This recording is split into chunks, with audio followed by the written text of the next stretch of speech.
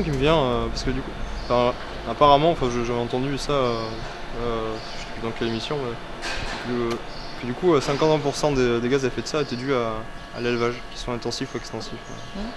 Mais Par tout à exemple. fait. Ouais, Et, mais oui, mais c'est la réalité. Après, il y a le peu des vaches, après, il y a ça fermente. Hein.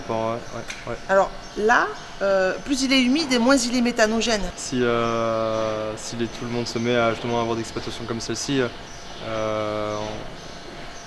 on est peut-être pas mieux que les gens en fait réduisent leur consommation. Ah oui, mais même, le problème c'est que la population augmente. Ouais. Alors à moins de mettre une bombe, moi je vois la seule solution c'est sur le virus, sur la bombe. Parce que on se reproduit tous, inévitablement, et puis tout le monde voudra avoir droit à la viande quelque part. La viande est difficile de. Il y en a qui disent qu'on peut s'en passer, oui, mais les carences, ça le fait aussi, ça peut. Voilà, je sais pas. D'accord. Moi, nous on fait du lait, donc c'est encore différent. Nous c'est du lait, enfin supprimer toute source animale, c'est possible, je pense, mais après on n'est plus du tout les êtres humains qu'on était autrefois. Voilà, je sais pas. Ça, j'ai entendu ça hier ou avant-hier, un mec a sorti un bouquin là-dessus justement. Zéro viande, ni œuf, ni rien, parce que on tape, enfin que les animaux sont martyrisés. Oui. C'est une croyance, c'est une religion pour moi. On n'est plus du tout dans la rationalité. Où est l'être humain dans l'histoire? D'accord. Parce qu'il faut quand même remettre des choses. Après, moi, je les aime, mes animaux. Hein. Ouais. C'est ma raison de vivre. Hein. Mais ben voilà quoi. Elles restent à leur place, je suis à la mienne. Et Gloria? Oui, c'est bon. Qu'est-ce que c'est bon? Et c'est quoi leur place?